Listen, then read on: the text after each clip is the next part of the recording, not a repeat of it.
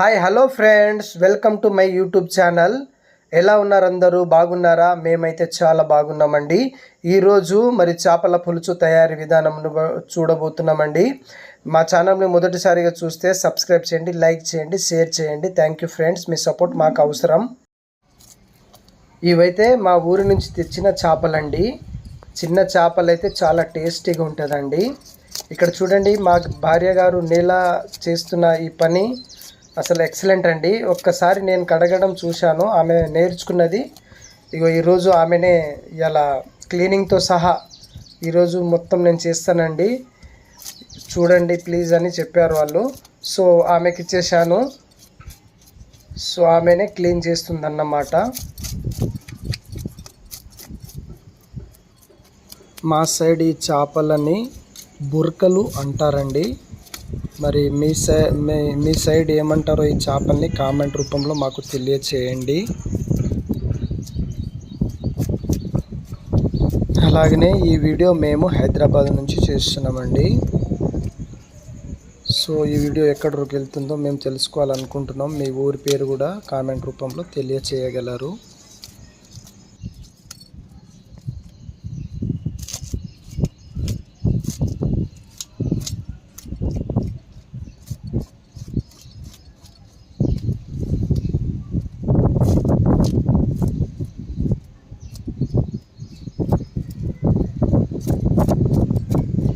So అన్నీ ఈ రకంగా అన్నీ క్లీన్ చేసుకున్నది ఆమె. చేసుకొని చూసిర్రా ఎంత లైవ్ బతికిన చేపలు అవి.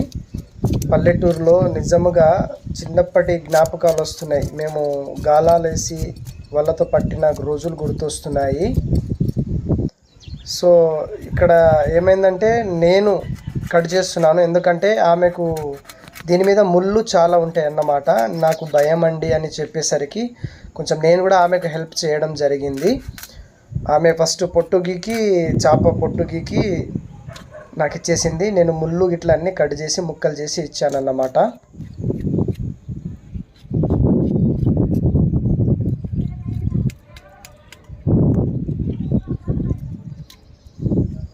చూసారా, ఈ రకంగా మంచిగా నీట్గా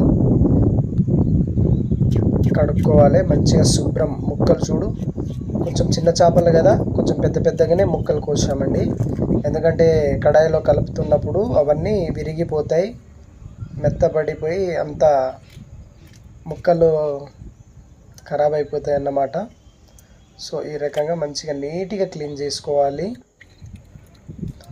ఉప్పు వేసాము, ఇక్కడ సాల్ట్ వేసేసి నిమ్మకాయ పిండేసి చాలా చక్కగా ఇట్లా, ఎందుకంటే కౌసు వాసన పోతుంది ఇలా, కౌసు వాసన. సో చేప చాలా జిడ్డుగా ఉంటుంది కదండి. ఉప్పు నిమ్మకాయతో చాలా శుభ్రం అయిపోతుంది అన్నమాట.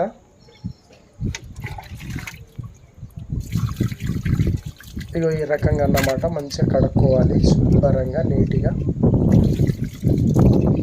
ఈ రకంగా కడుక్కొని ఒక గిన్నెలో వేసుకోవాలి.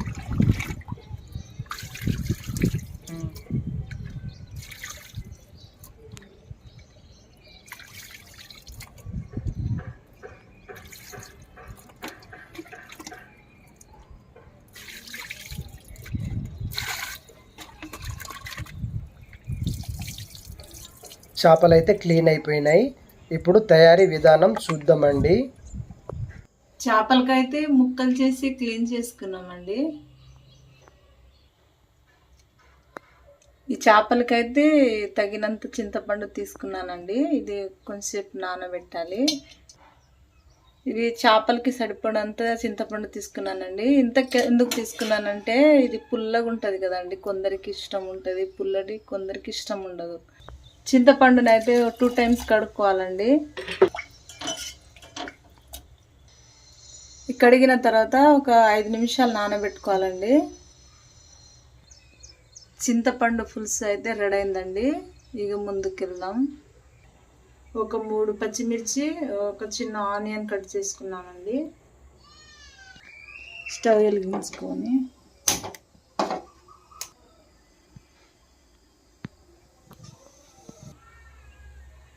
దీనికి తగినంత ఆయిల్ వేసుకుంటున్నానండి.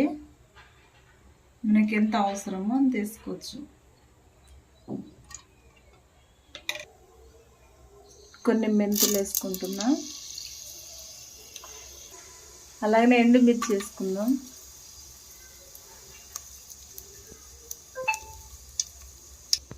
అలాగనే ఆనియన్ పచ్చిమిర్చి కట్ చేసుకుని వేసుకుందాం. అలాగనే కలుపుకుందామండి.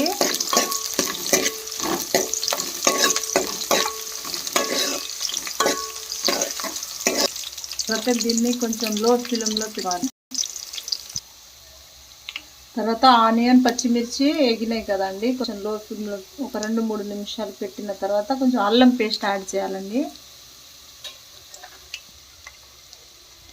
అలాగనే పసుపు వేసుకుందాం. పసుపు వేసుకొని అల్లము ఇదంతా మిక్స్ చేసుకుందామండి, కలుపుకుందాం. ఒక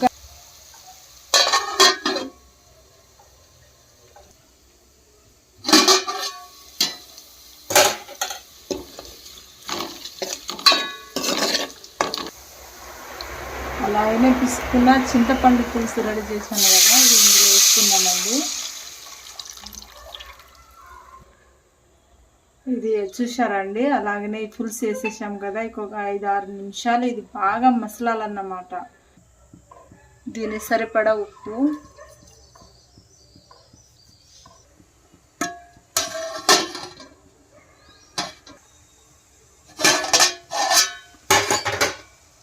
అలా మసలాలండి. పచ్చి పులుసు స్మెల్ అనేది పోయి, ఆ కారం పచ్చి స్మెల్ అనేది పోయినాక ముక్కలు వేసుకోవాలండి. ఇప్పుడు ఇలా వేసుకోవాలండి.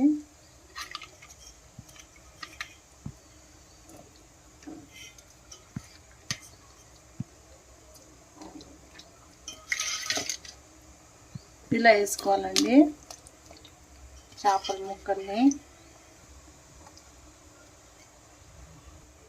ఒక 15 నిమిషాల వరకు ఇది ఉడకాలండి.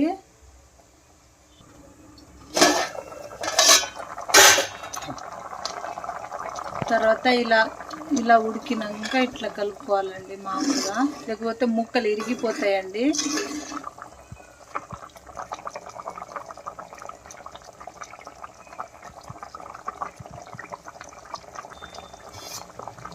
తర్వాత ఇలా మూత పెట్టేసి ఇంకో 5-6 నిమిషాలు ఉడకాలండి.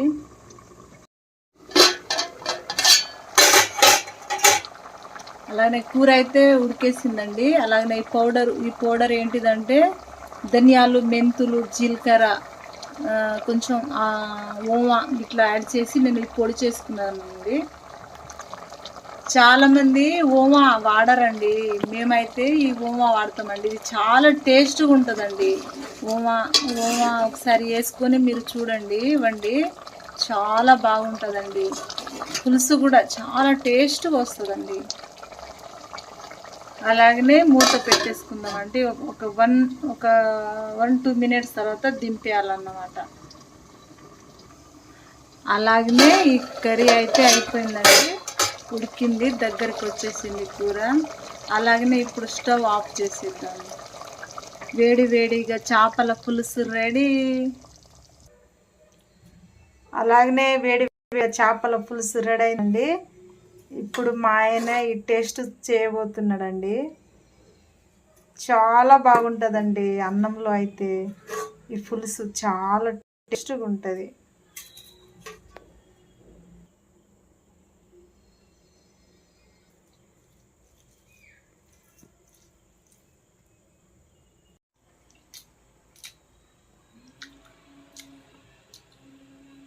వావ్, నిజంగా చాలా బాగుందండి. మా ఊరు నుంచి తెచ్చిన ఈ చేపలండి, ఇవి చాలా టేస్ట్గా ఉంటాయి. బతికిన లైవ్ చేపలండి. సో మా వాళ్ళకు నీళ్ళకు నేర్పించాను నేను ఏ రకంగా కట్ చేయాలి ఇట్లమ్మా. ఒక టైంలో మేము లేనప్పుడు మీరు కూడా చేసుకొని ఈ రకంగా మీరు వండుకొని తినవచ్చు అని నేర్పించామండి. సో చాలా బాగుంది కర్రీ, సూపర్గా చేసింది. థ్యాంక్ యూ అండి. మా ఛానల్ మీకు మా యొక్క ఈ రెసిపీ నచ్చి ఉంటే మీరు సబ్స్క్రైబ్ చేయండి, మా ఛానల్ని లైక్ చేయండి, షేర్ చేయండి, సపోర్ట్ చేయండి. Thank you friends, thank you so much.